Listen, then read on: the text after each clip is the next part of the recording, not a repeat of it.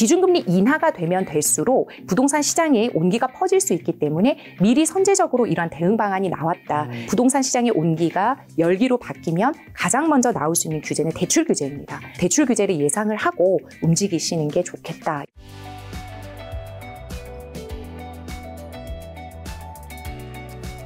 자, 부동산 시장이 요즘에 또 토지거래 허가 구역이 몇 개가 풀리면서 또 시장이 약간 어떻게 흘러갈지 많은 분들이 관심을 가지고 있기 때문에 또 부동산과 또 대출은 떨어질래야 떨어질 수가 없잖아요. 그래서 대출 전문가분을 모시고 이야기 들어보려고 하는데 마침 오늘 한국은행에서 가계부채 대출 방안이 나왔다고 합니다. 요거 따뜻한 기사 한번 보도자료 보면서 한번 이야기를 한번 해석을 한번 들어보도록 하겠습니다. 오늘 김작가 TV에 이제 출연하게 해서 굉장히 영광스럽게 생각하는데요. 마침 오늘 25년도 가계부채 관리 방안이 발표가 되었습니다. 그래서 가장 따끈한 정보를 드릴 수 있을 것 같아서 너무 좋은데요. 이제 한번 내용을 한번 살펴보도록 하겠습니다. 오늘 보도자료를 보면은요. 지금 관계부처가 다 모여서 가계부채 점검 회의를 개최를 했습니다. 내용인 즉슨 25년도 올해 연간 가계부채 증가율을 경상성장률 GDP 3.8% 이내로 일관되게 관리하겠다. 작년이랑 비슷한 수준이거든요. 작년처럼 가계대출 총량 규제를 하겠다라는 거고요. 그리고 금융권의 자율의 가계부채 리스크 관리 기조를 확고하게 확립하겠다. 그러니까 우리가 작년에 스트레스 DSR 2단계가 도입이 되면서 8월 이제 지나고 9월부터 이제 자율적으로 각 금융기관에서 DSR을 관리하고 있었지 않습니까? 그거를 좀 더 강화를 해서 자율적인 거를 부여는 하되, 그러니까 DSR을 자율적으로 좀 보라는 의미거든요. 뒤에 내용을 한번 보면서 제가 이 부분은 더 설명을 드릴 거고요. 그다음 경기 여건, 금리, 부동산 상환 등을 보아가며 세심하게 대응하겠다. 즉 언제든지 부동산의 열기가 퍼지고 들썩이면 이 거시 건전성 관리를 강화하겠다. 한마디로 가계대출 규제를 이제 강화하겠다라는 거를 시사를 하는 겁니다. 그래서 구체적으로 어떠한 관리 방안 발표가 됐는지를 한번 알아보면 좋을 것 같은데요. 한번 같이 알아보실까요? 자, 첫 번째입니다. 가계부채 관리 목표 방향이 뭐냐면 정부는 GDP 대비 가계부채 비율 여기 나와 있죠. 21년도에 98.7부터 시작해서 24년 90.5 내외 전망이었는데 지금 25년도도 지속적인 하향 안정화를 위해서 가계부채 증가율 자체를 경상성장률 그 범위인 3.8% 내로 관리하겠다고 발표를 했습니다. 그런데 여기서 작년과 조금 더 다르게 추가된 부분이 뭐냐면요. 우리가 그렇게 되다 보니까 가계대출 총량 규제지 않습니까? 그러니까 오픈런이 발생할 수가 있는 거예요.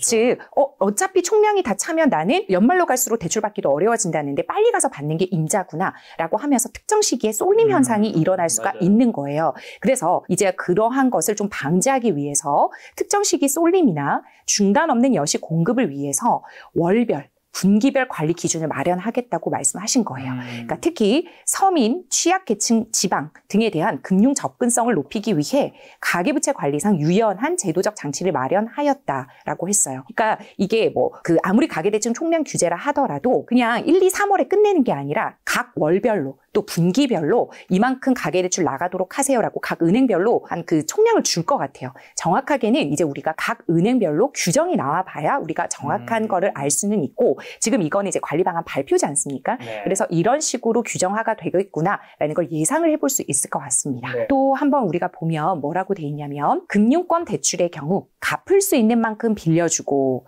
처음부터 나눠 갚는 원칙에 따라 실수요자 중심으로 가계부채의 규모와 리스크 수준을 금융권 스스로가 관리하는 기조를 장착시키고자 한다. 자, 여러분 여기서 갚을 수 있는 만큼 빌려주고 처음부터 나눠 갚는 원칙 이거를 우리가 DSR이라고 하죠. 우리는 지금 스트레스 DSR 관리 규제 시대에 살고 있는데요. 즉 상환 능력을 보고 차주에게 대출이 나가겠다라는 겁니다.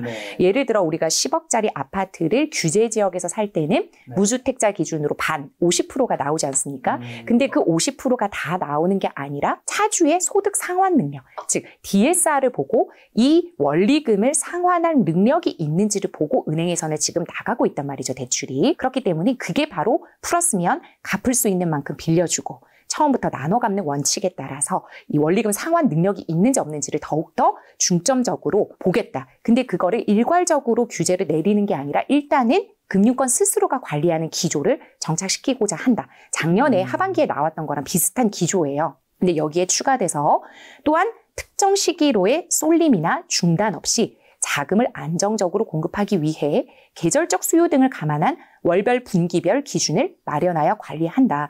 그러니까 예를 들어 지금과 같이 1, 2월은 이사철도 이제 들어가고 학기 이제 개강하기 전이니까 사람들이 전세 수요라든지 이사 수요가 많지 않습니까? 그러면 이때는 이제 매매나 또는 전세 수요가 많이 일어날 수 있으니까 그렇게 함으로써 전세자금 대출 규모가 지금 늘어났단 말이죠. 이제 이러한 계절적인 수요 등도 잘 반영을 해서 뭐 1월부터 12월까지 똑같이 30조 뭐 이런 게 아니라 각 분기별로, 월별로 계절적 수요도 고려를 해서 총량을 규제를 하겠다. 이렇게 발표를 한 거라고 보시면 되겠습니다. 자, 그 다음에 주택도시기금, 허그로 우리가 잘 알고 있죠. 여기에 디딤돌, 구입자금, 대출이죠. 그리고 전세자금인 버팀목 전세자금 대출 및 주택금융공사의 HF죠. 보금자리론, 구입자금으로 우리가 쓰고 있는 보급자리론 정책대출 같은 경우에도 가계부채 관리 목표에 맞춰 관계부처 및 기관 간 협력을 바탕으로 과도한 수요나 쏠림이 발생하지 않도록 보다 체계적으로 관리해 나갈 계획이다. 그래서 정책자금 대출이라고 해서 서민 실수요자를 위한 대출이긴 한데 이제 서민 실수요자 애들에게는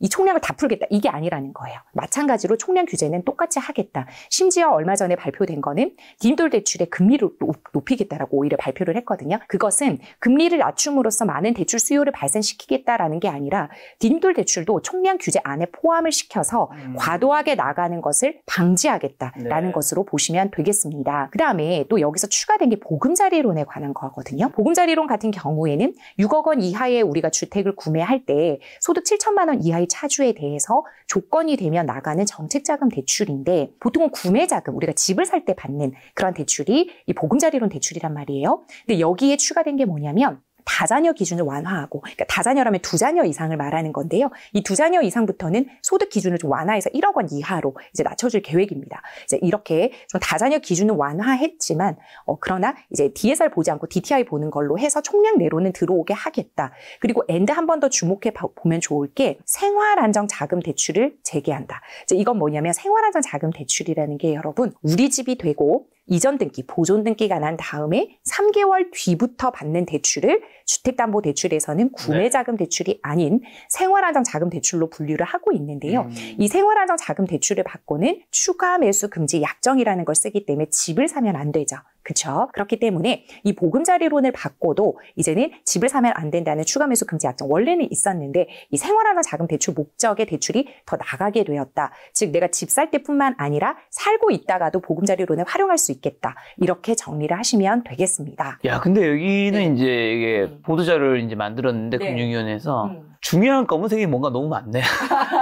좀 주목해서 봐라. 주목해야 될 것들이 몇 군데 많은데 줄마다 다 있으니까. 그러니까 한마디로 가계대출 총량 규제는 할 텐데 그렇다고 서민 실수요를 막는 건 아니야라고 이제 말씀을 하시는 것 같아요. 뭐 소상공인이나 지방 같은 경우에 여전히 미분양으로 어려움을 겪는 부동산도 많기 때문에 그런 곳을 일괄적으로 해서 괴롭히려는 목적은 아니야라는 걸 강조하기 위함인 것 같습니다. 알겠습니다. 제가 감히 유튜버 따위가 뭐 금융위원회를 까는 게 아니고요, 여러분. 그냥 이제 풀팽님이 이제 숨도 못 돌리고 말씀하시길래 잠깐 농담 던지면서 숨 돌리시라고 말씀드려봤습니다. 자, 두 번째 뭔가요? 이제 우리가 이렇게 금융이나 금감원에서도 이렇게 발표 자료가 나오면 사실 정확하게 이 전략을 분석을 하고 대출 정책을 분석한 다음에 대출력을 발휘하기 위해서, 그러니까 대출력이라고 하는 것은 대출 활용 능력의 줄임말인데요. 즉 우리가 이것을 알고, 즉 적을 알고 나만의 대출 전략을 세워야 하는 거잖아요. 그러니까 무작정 소득 범위 벗어나서 영끌해라 이게 아니고요. 내 소득 범위 내에서 내가 미래의 소득을 가지고 와서 지금 현재는 자산이 조금 부족하고 현금 흐름이 좀 부족하니 좀 대출이라는 레버리지를 활용해서 저평가된 자산을 잘 사겠다. 그렇게 활용할 수 있는 능력을 저는 대출력이라는 단어로 표현을 하고 있는데요. 그렇게 하기 위해서 우리는 오늘 이렇게 나온 대책을 잘 살펴봐야 되는 겁니다. 왜냐하면 예를 들어 지금 2번을 한번 볼게요. DSR 중심의 여신 관리 체계 개선 내시라. 즉 DSR이라는 건 한마디로 내가 소득이 증빙되지 않으면 대출을 받고 싶어도 받지 못하게 되는 규제이잖아요. 우리가 지금 그 규제에 살고 있는 거고, 금리 인하에 따른 가계부채 증가세 확대 전망 등에 선제적으로 대응하고자. 왜 이렇게 선제적으로 대응이 나왔냐면 사실 지방 같은 경우에는 아직까지도 하락을 이제 이어가는 곳도 있고, 그리고 이제 거래가 안 되는 곳도 있지만 사실 지금 강남 중심으로 해서 반포 등이라든지 압구정이라든지 계속 신고가를 찍고 있는 단지들이 나오고 있는 거예요. 네. 그러면서 그게 점점 이제 번지는 효과로 인해서 저기 잠삼대청 같은 토지거래 허가 구역이 풀리면서 다른 곳도 영향을 주고 온기가 퍼질 것 같으니 그냥 내버려 둘 수는 없고 보고 있지만은 못하는 거죠. 그래서 가계부채가 이러다가 갑자기 증가를 확 할 수도 있겠다라고 생각을 해서 지금 선제적으로 이러한 대응 방안이 나왔다라고 보시면 되겠습니다. 또 우리가 예고되어 있는 규제가 바로 스트레스 DSR 3단계죠. 이 3단계가 올해 7월부터 시행될 예정인데요. 여러분, DSR은 알겠어. 내가 소득 범위 내에서 대출이 나가는 건데 스트레스 DSR은 뭐였죠? 이 스트레스 금리, 가산금리라고도 표현하는 건데 즉 내가 실질 대출 금리가 오르는 게 아니고 대출이 나갈 당시에 이 스트레스 가산금리를 더해서 금리가 어느 정도 오를 때도 조금 방어를 할 수 있도록 대출 한도를 줄이는 제도라고 생각을 하시면 됩니다. 그래서 실질 금리가 오르는 건 아니지만 대출 계산할 때, 대출이 나갈 때, 실행되어 심사될 때 이러한 가산금리를 덧붙여서 대출 한도를 줄여서 나가는 거를 스트레스 DSR이라고 보시면 되는데요. 이 스트레스 DSR이 지금은 2단계 속해서 우리가 뭐 주택담보대출을 받는다라든지 1금융권 신용대출을 받을 때 다 적용이 되고 있는데 이제 이 3단계가 되면 모든 변동금리 대출에 대해서는 다 이제 적용이 되는 거죠. 1, 2금융 할 것 없이. 그렇게 되면 결과적으로 내 대출 한도가 줄어들 겁니다. 그거를 7월부터 실행할 예정이라고 했는데 이게 조기 시행되는 거 아니냐라는 그런 목소리도 있었는데 조기 시행되지는 않고요. 7월부터 시행할 거라고 말씀을 하신 거예요. 그런데 문제는 우리가 이 스트레스 DSR 그러면 얼마나 이 금리를 붙여서 대출 한도를 낮출 것이냐의 문제잖아요. 지금과 같은 경우에는 스트레스 DSR 할 때 그 가산금리를 수도권에서는 1.2%를 붙이고 있어요. 1.2%를 붙여서 대출 한도를 줄이고 있는데 지금 이 3단계가 도입이 되면 1.5%가 붙을 거예요. 그러니까 기본적으로 1.5%가 붙고 이게 수도권에는 더 심화되어서 1.5보다 더 많이 적용이 될 수가 있거든요. 그러면 그러한 스트레스 금리 수준은 어떻게 돼 있다? 4, 5월에 발표하겠다. 확정하겠다라고 말씀하신 겁니다. 즉 여러분들 중에 지금 나는 대출 한도를 조금 그래도 많이 받아야 돼 라고 하시는 분들은 이 4, 5월경 발표되기 전에 움직이시는 게 좋겠죠. 왜냐하면 스트레스 DSR 3단계가 되면 지금보다 대출 한도가 줄어들 겁니다. 네. 예를 들면 연봉 1억 원인 사람이 지금 다른 대출이 하나도 없을 때 30년 원리금 상환으로 한 4%로 빌린다고 하면은 지금은 한 6억 원 정도의 주택담보대출이 나올 수 있어요. 네. 그리고 2금융권에 가면 좀 더 한 7천이라도 1억이라도 더 많이 나올 수가 있는데요. 이게 만약에 스트레스 DSR 3단계로 가잖아요. 그럼 연봉 1억 원인 사람이라도 6배까지 안 나와요. 1금융권 은행에서. 그래서 그 몇 천만 원이라도 줄어들게 되어 있으니까 내가 이 몇 천만 원 차리가 커서 내 집 마련을 못할 수도 있는 거고 갈아타기에 실패할 수도 있는 거잖아요. 그래서 여러분들 중에 내가 이번에 반드시 내 집 마련을 해야 한다. 그리고 갈아타기에 성공을 해야 된다라고 하시는 분들은 이 스트레스 DSR 3단계가 적용되기 전에 대출을 활용해서 움직이시는 것을 추천을 드립니다. 그리고 하나 더 보면 이게 저는 이제부터 DSR이 더 강화될 것을 예고한 거라고 저는 보이는데요. 네. 여기 한번 볼게요. 총액 1억 원 미만의 대출, 소액 대출이죠, 여러분. 그리고 중도금, 이주비 대출 등 그간 소득 심사를 하지 않았던 가계대출. 이게 뭐였습니까? DSR을 보지 않고 그냥 나가는 대출이었어요. 네. 대표적인 게 전세자금 대출이 있었고 그다음에 지금 발표한 소액 대출, 1억 원 미만의 대출, 중도금 대출, 이주비 대출은 이 대출 자체를 받을 때는 DSR을 보지 않는데 다른 대출을 받을 때 요것들도 다 계산에는 들어갔거든요. 그럼에도 불구하고 이 대출들을 받을 때는 DSR 보지 않았기 때문에 다소 부채가 많더라도 소득이 적더라도 이 대출들은 실행이 됐습니다. 근데 지금 보면 금융회사가 차주의 소득 자료를 확인하겠다. 그리고 자체적으로 대출 관리에 활용할 수 있도록 한다. 일괄적으로 DSR을 보겠다라고 발표는 안 했지만 은행 자율적으로 DSR을 심사할 수 있게끔 하겠다라는 겁니다. 그래서 이를 통해 금융회사가 대출자의 소득, 계산, 신용 등에 따라 보다 정교하게 대출을 공급할 수 있도록 하겠다라는 건데 예를 들어 이런 거예요. 여러분들이 주택담보대출도 받고 있고 신용대출도 받고 있고 다양한 대출을 활용하고 있는 사람인데 전세자금 대출을 실행하려고 하는 거예요. 그러면 전세자금 대출 자체를 받을 때는 DSR을 보지 않기 때문에 당연히 전세자금 대출이 실행되겠지라고 생각하시는 분들이 많을 텐데 이제는 은행별로 이미 신용대출과 주택자금 대출이 많기 때문에 저희 은행에서는 DSR 때문에 이 전세자금 대출 실행 못 해드리겠습니다. 라는 은행이 늘어날 수 있다는 거죠. 뒤에 가면 이 전세자금 대출의 축소에 대한 보증 비율 축소에 대해서도 제가 바로 나오네요. 여기에 나오기 네. 때문에 바로 이제 이어서 말씀드리면 될 것 같은데 여러분 전세자금 대출 받는 것도 점점 어려워지는 시대가 되었습니다. 왜 그런지 볼까요? 방금처럼 DSR 보지 않는 대출들도 이제는 은행 자율적으로 DSR을 보겠다라고 발표를 한 거잖아요. 근데 거기에 덧붙여서 전세대출 보증관리 강화, 거시건정성 규제. 이 거시건정성 강화 규제는 한마디로 이꼴 가계대출 규제라고 보시면 됩니다. 이 가계대출 규제를 더 강화하겠다라는 건데 자, 왜 그런지 봅시다. 전세대출 보증에 대한 제도 개선도 함께 추진한다. 즉 우리가 전세자금 대출을 보증금의 80%까지 받을 수 있는 이유가 사실은 은행과 고객 사이에 보증기관이 보증서를 발급해 주기 때문에 은행에서는 위험도가 작아서 그 보증서를 담보로 대출이 나가는 보증서 담보 대출이기 때문에 보증금의 80%까지가 전세자금 대출이 실행이 된 거였잖아요. 그 보증기관이 뭐가 있었죠? HF, 주택신용보증기금, 그 다음에 허그, 주택도시보증공사, SGI, 서울보증보험, 이러한 보증 3사가 있었단 말이에요.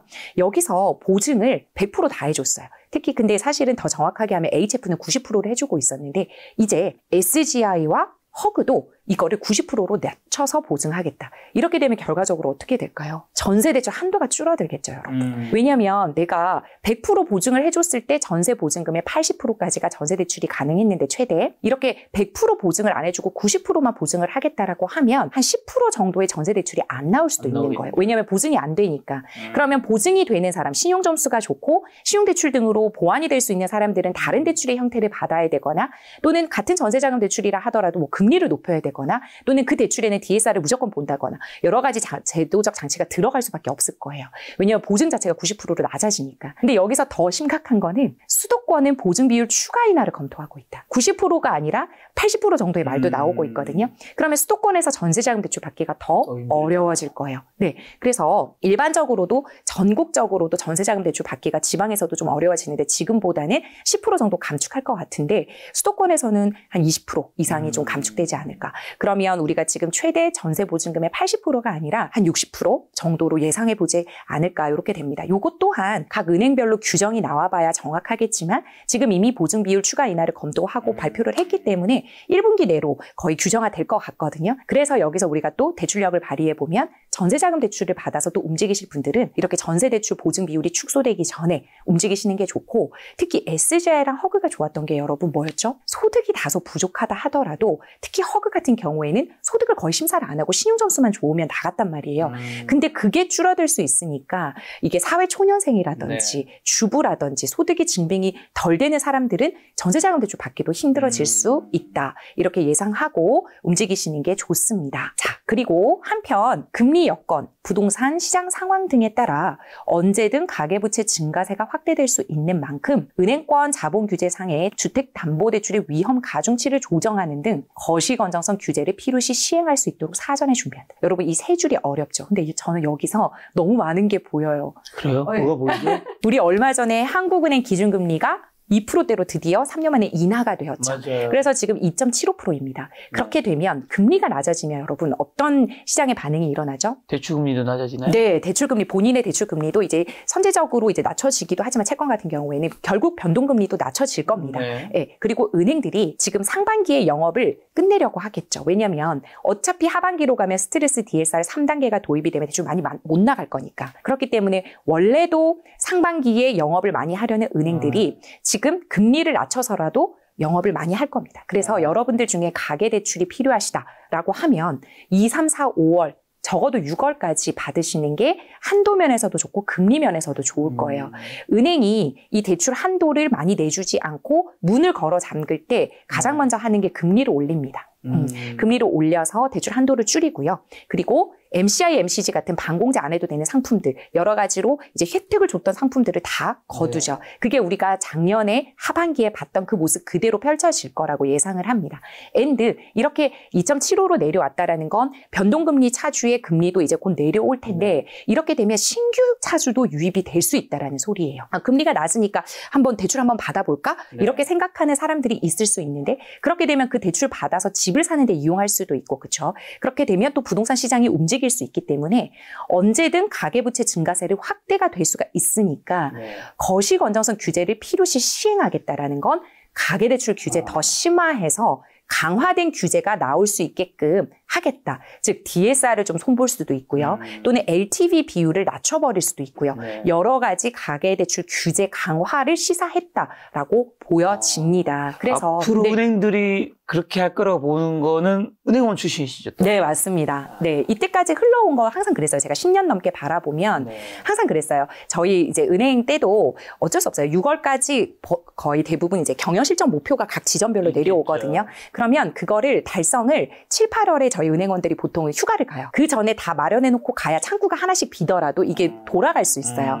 그렇기 때문에 원래라도 6월 전까지 이제 가계대출 총량 좀 어느 정도 맞춰놓고 영업실적을 맞춰놓으려는 움직임이 있는데 지금은 더더욱 분위기 자체가 그런데 월별, 분기별로 총량이 어느 정도 정해져 있기 때문에 네. 어떤 식으로 될지는 지켜봐야 되겠지만 작년처럼 그렇게 오픈런이 벌어지고 힘들어지지는 않겠지만 그래도 좋은 대출, 좋은 금리로 받아가시려면 2월부터 지금부터 시작한 3, 4, 5월을 놓치지 마시고요. 네. 그리고 대환 수요도 좀 많이 일어날 것 같습니다. 왜냐하면 우리가 2019년, 20년, 21월에 불장을 겪으셨던 분들이 이제 그때 당시에 고정금리, 우리가 은행권에서는 고정금리라고 하면 5년 고정하고 그 다음에 변동으로 돌아가는 혼합형 상품이 많잖아요. 그리고 작년부터야 주기형 상품에 대한 수요가 많이 일어나서 주기형 이제 대출이라고 하는 건 5년 고정, 그 다음에는 변동, 그 다음에는 다시 주기적으로 5년이 돌아오는 퐁당퐁당식의 고정금리 형태의 주택담보대출 상품을 의미하는데요. 그러한 대출 수요도 늘어났는데 그 전까지는 혼합형, 고정금리는 혼합형이다. 약간 이렇게 될 정도로 많은 수요가 있었단 말이에요. 네. 그분들이 5년의 고정 기간이 끝나고 이제 변동금리로 돌아오는 시기가 이제 다가오고 있어요. 그래서 그분들이 이제 대환의 목적으로 해서 문의가 지금 많이 들어오고 있거든요. 그래서 대환하기 좋은 시점도 여전히 스트레스 DSR 3단계 하기 전인 4, 5월 정도가 되지 않을까. 그러면 4, 5월에 대환하시려면 지금부터 좀 준비를 하셔야 되겠죠. 그래서 대환하시려는 분들도 좀 적극적으로 지금 움직이셔서 금리가 좀 좋아지면 이제 움직이시는 게 좋지 않을까 이렇게 생각하는데 한 가지 주의점을 좀 더 드리면 스트레스 DSR이기 때문에 여러분 그때 당시에 받았던 한도보다는 줄어들 수 있기 때문에 동액 대환이 안 될 수가 있어요. 그래서 대출 한도에 대한 대비는 어느 정도 하고 움직이셔야 된다. 즉 어떤 은행에서 내가 생각하는 너무 좋은 금리를 준다 하고 바로 이제 실행하려고 하지 마시고 내 대출 한도를 그대로 잘 받아줄 수 있는 은행인지를 보시고 한도와 금리를 잘 체크하셔서 종합적으로 보신 다음에 가시는 게 좋겠다. 여기까지 말씀드리면 될 것 같습니다. 여기 주요 논의사항도 뭐 한번 볼까요? 참석자들은 지난해 4월 이후 가계부채 증가세가 돌아서고 수도권 중심의 부동산 가격 상승세와 금리 경쟁 격화 등에 따라 여름철 증가세가 크게 확대된 것으로 분석했다. 이게 작년 거였고요.